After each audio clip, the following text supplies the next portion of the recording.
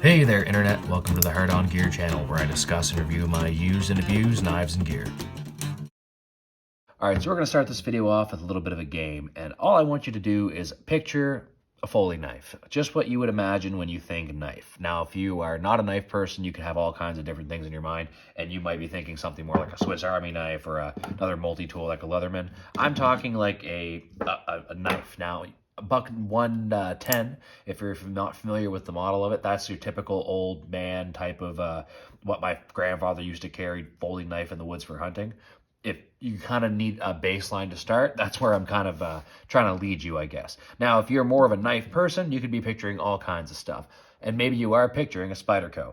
If you're not picturing a Spyderco, you've probably got something more like this, a pretty conventional folding knife, or I don't have the mommy, but like a Rat Model 1, Rat Model 2, or something like a typical Cold Steel, Benchmade, Sierra KT here.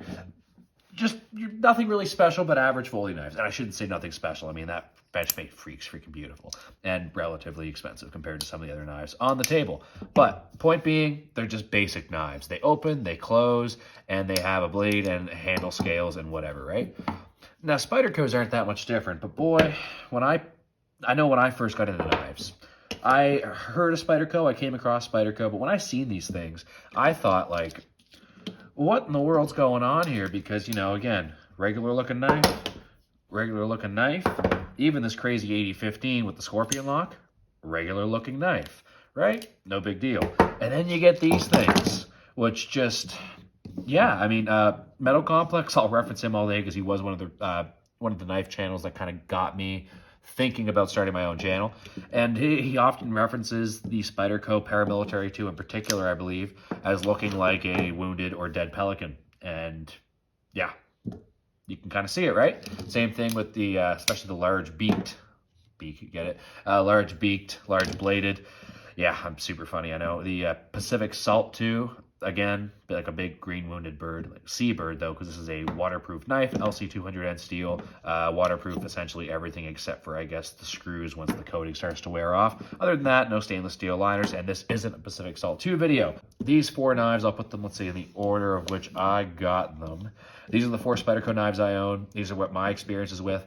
I've handled the Shaman and the Para 3 and, geez, the Tenacious and, God, a bunch of different ones. There's tons of different Spydercos out there. What I want to talk about today are three big reasons why I believe Spyderco knives are worthwhile and worth your looking into.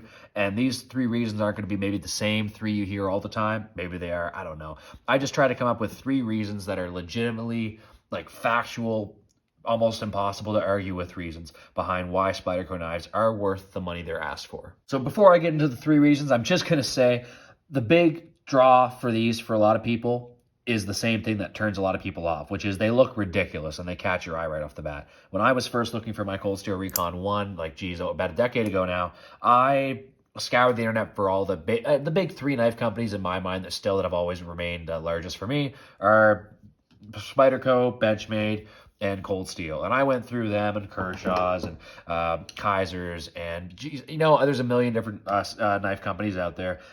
I ended up going through a bunch. Spyderco was one that I just looked at and like scoffed at and rolled past because they looked, to me, I didn't know what they were trying to do or what was going on here. But that is really the big thing with Spyderco knives and why this video is even necessary. And full credit to Metal Complex because he did a video, which one of the first videos of his that I think I ever watched was his what's the deal with Spyderco knives or something along those lines. I'll plug that video up here because it's worth plugging. Yeah, basically same premise here is they're super friggin' weird looking. You could say ugly, but I won't say ugly. They're different. They don't look like a knife. Now, from my last decade of knife experience, a couple years ago when I was looking to replace that Recon 1, I ended up getting the Manix 2. Pretty much knew I was going to end up with one of these two Spydercos. Looked at this one a little bit, but it was mostly between these two. Or maybe the Benchmade 940-2 was a big one. The Super Freak was also kind of catching my eye. But the Manix 2 took the cake, and that started me down the Spyderco path. And when I first took this out of the box, I absolutely felt the quality, and I was blown away. I was like a kid on Christmas. So I very, very, very much enjoyed my first Spyderco Experience. I got the paramilitary 2 maybe 6-7 months later. A few months later, the Pacific Salt 2, and then about 6-7 months ago in a trade, the Delica. So that's my Spyderco Experience, and again, I've handled the Shaman. Great knife. Not super left-hand friendly like the paramilitary 2 with the compression lock. It's awesome. It's just not as awesome. I expected better, and it's not really what I wanted it to be, but I still want to pick the Shaman up someday. But yeah, a couple of huge, big, popular Spyderco knives, less so with this one, but still. Right, so reason number one, they are user tested. And when I say that, I mean people in hard use jobs and all kinds of different things have put these things to the bloody test for years. Spyderco has been around for over like 25, I want to say they started like 90s, late 90s or so. Somebody can correct me down in the comments on this.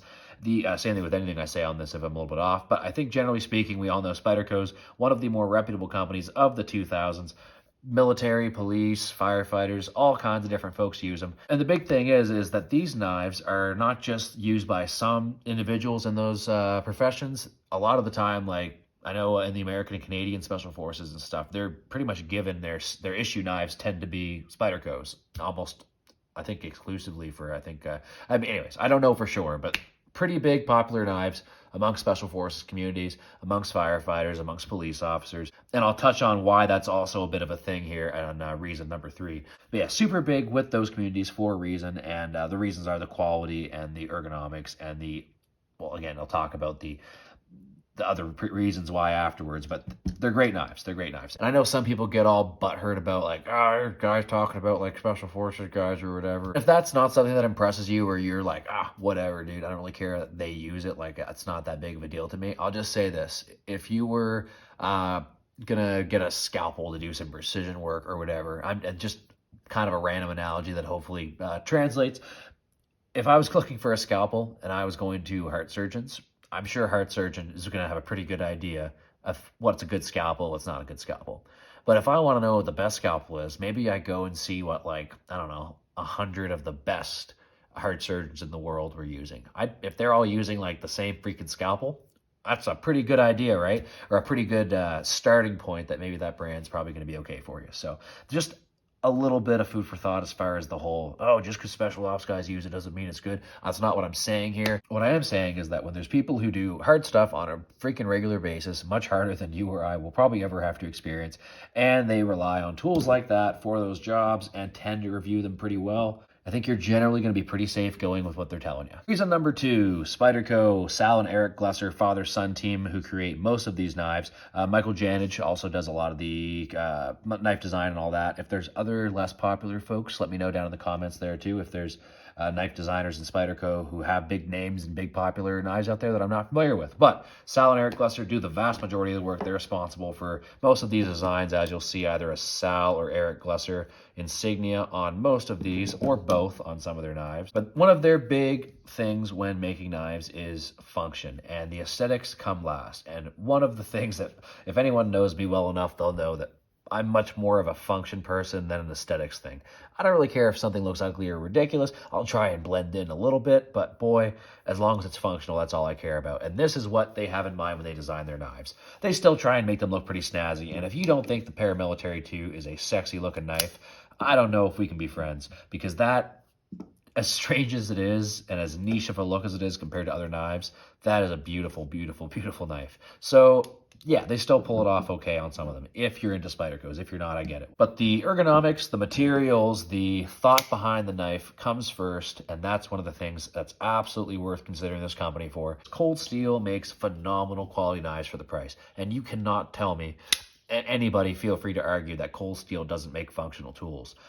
However, aesthetics is a big thing for Cold Steel, and it's probably always going to be one of their top priorities. Not their top. I think function and quality is going to probably take priority, but still, they're more about looks than a lot of knife companies are, and there's a lot of knife companies that are more about looks than Cold Steel is, and maybe argue me on that one if you wish, but it's just not something that I feel like Spyderco really cares about too much, or else, well, why would they do something like this? Although a little bit of marketing, you know, for having something unique tends to catch people's eye, and sometimes weird things catch on.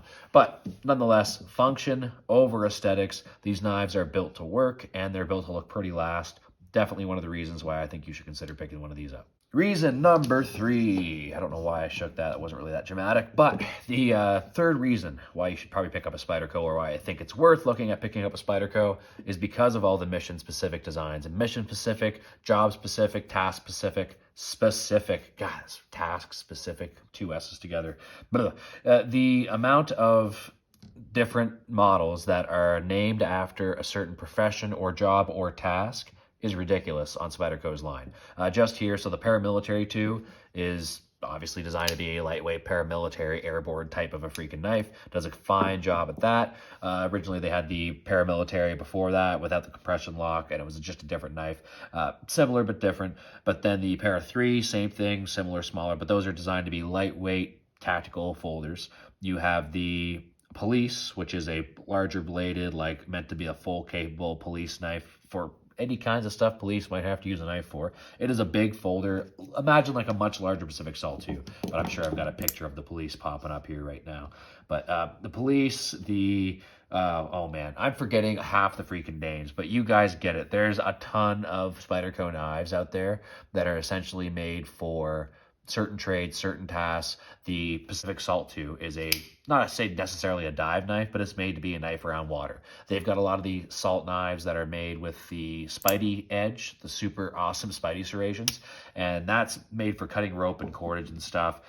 Very much built for working on like a war, for anywhere where you're around water, cordage, yeah, oceans, lakes, pools, whatever. The Caribbean, same thing. They've got some rescue knives. The Atlantic salts are actually very similar to this. They'd be almost a better dive rescue knife because they've got the like a sheep's foot or Warncliffe style, or yeah, I guess more of like a sheep's foot style blade, like more so than even that. But yeah, with like a rounded blade at the tip, without a sharp tip is what I'm trying to say, so that it's a little bit more safe if you ever had to like cut somebody's from, I don't know, seatbelt or someone in a car or whatever. I don't know. But basically what I'm saying is if you have a job that is law enforcement or rescue or military related, I can almost guarantee you're going to find a Spyderco knife that if it wasn't designed specifically for your duty or task, there's probably something that's going to hit pretty spot on to what you need. But I feel those are pretty solid reasons for looking at Spyderco if you're really not a Spyderco fan. And if you're not and you don't like them, that's totally fine. I'm not a big ZT fan. Don't know why. They look tacky to me. I know it's ZT guys. I do apologize. But yeah, just never been my thing. Everyone's got their preferences with knives. I didn't like Spyderco's till I got my hands on one, and I get it. I understand why the reviews are pretty much so good across the board. They're worth looking at. If you have a reason I didn't mention or you think's more important as to why you should definitely look at Spyderco, put it down in the comments below. Ooh, and even more fun. How about let me know the reasons why you shouldn't get a Spyderco? Because I know, like Steve and a few of you comment regulars, feel free to let me know what it is about Spyderco that really burns your bacon so much. So yeah, that is pretty much it. If you like this video and you want to see more of these types of videos, do me a favor and slap that like button down there. Feel free to subscribe and turn the bell on and all that good YouTube stuff to help the Hard On Gear channel. And speaking of the Hard On Gear channel, there's probably some extra Hard On Gear channel videos popping up in your suggested column or wherever, whatever you're watching this video on. So we'll see you on the next one or one of those. Thanks for watching this. Hard On Gear channel, signing off.